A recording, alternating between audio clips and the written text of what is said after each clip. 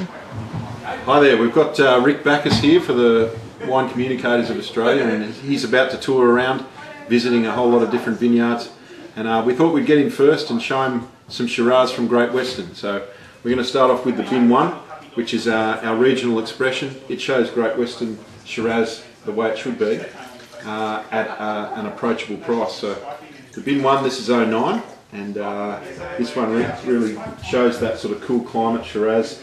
It's got some interesting texture and hopefully some good aromatics and some good spice. That's one of the features of Great Westerns, that spiciness. Not necessarily pepper, but mostly spice. So. Alright, so John, now that we're going to start this adventure across Australia, we're going to be tasting a lot of wine. Best is one of the wines I want to try for sure. Now, from what I know, I want to learn more about the regions. Tell me about the climate and the soil and where this is grown. Okay, Great Western is in Western Victoria, about 2 hours west of Melbourne, and it was founded a long time ago. Best was founded in 1866 after the gold rush in the mid 1800s, and the climate is certainly cooler than the Hunter and the Barossa, and the soils are quite poor, and we get the really long diurnal temperature shifts, so really cool nights and warm afternoons, and that really helps develop the flavour in the wine. Great. This is 2009? This is 2009, and this is the wine that we want to show to the most people and give them the taste of Great Western Shiraz. We're moving up from there. This is the best Binot. This has been produced as a single varietal since 1890, and this is a classic wine. It was the hermitage of Best's in the old days. Now we make it from the 4 original vineyards, 1866, and the 3 vineyards that were planted in 1870. And this one's the 2008 Binot. Thank you. This won the trophy for the best Shiraz at the Royal Sydney Wine Show in 2010, and yeah, we were really happy to win that. Just looking at the wine in the glass, it looks like it's not too high in alcohol. It's just got the right kind of balance. That's right. It's not overly manipulative. It's just a real expression of the good example of typicity for the climate and soil. So one of the things that our winemaker Adam Wadowitz has brought back to Bess is a real sense of letting the vineyard speak, and so we just really minimal intervention, and we take the winemaking through some pretty natural processes. So a lot of foot stomping, a lot of hand batonnage, and these wines go down into our best oak, down in our underground cellars, which were dug in the 1860s. Now, if you were going to open this up at home, what meal would you make to pair with this? Definitely a pork or a lamb dish. Sometimes beef, but mostly pork or lamb tends to work well with our Shiraz. We got some Thai-style kangaroo steak, or what are those, cucumber cups? Those might be good. Very good. Yeah, no, that would be excellent too.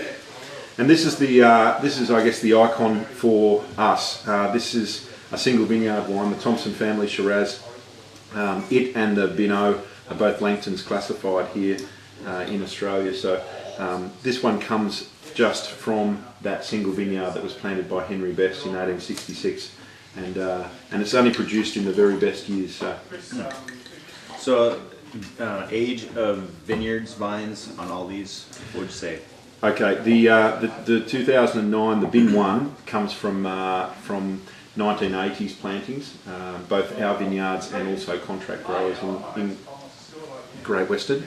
The Binot comes from the 1866 plantings and also the 1970 and 1974 plantings. Okay, so you got a little age on them. Yeah. So this Thompson family just comes from those 145-year-old Shiraz vines.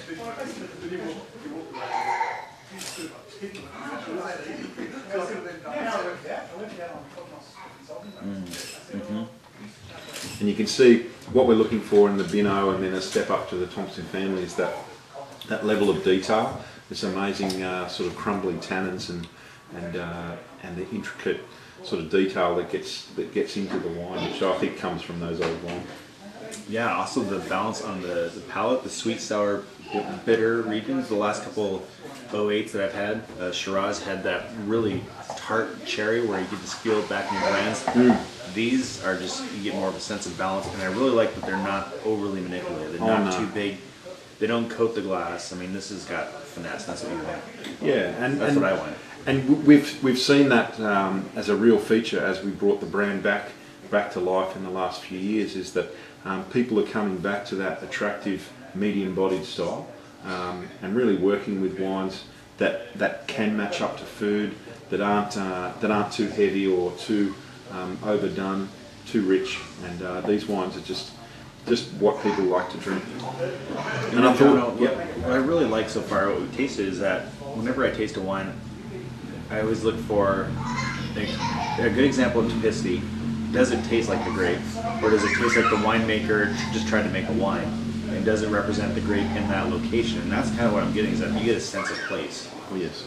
And nowadays it's just the last probably 6 wines I've had, you almost lost a sense of the grape and the place because the winemaker put so much of their stamp onto it. They didn't let the fruit tell the story. Yeah, and that's really important. I mean, the best vineyard and winery has been owned by now the Thompson family for 6 generations, and they're really keen to make sure that those vineyards hold the sense of the whole production all the way through. That's what we're based around, and that's what we like to show when we get to the bottom. Let's make sure we set that one aside. I want to revisit that later. The Thompson family? Yeah. And later. I bought a special treat. It's an older wine, just a 1997 Pinot. So I'll just give you a little taste of that. Oh, nice. What we've found is the Pinot and the Thompson family particularly, but all our wines age particularly well. And how you going? Hello. I'm Rick. I'm Ross. How you doing? Good. G'day, John. I'm Ross, nice to meet you. And I think it's that stylistic element, that medium bodied and the good acid that we get, which helps our wines to age particularly well. And you'll see in this wine, there's still plenty of upfront fruit. It's been That's pretty silly. I like that. Yeah. Now, would this be limestone coast, or is it? No. This is further north and further east than the limestone coast. Yeah. I like how informal we are as folks come in and out of the video, but we're still tasting wine.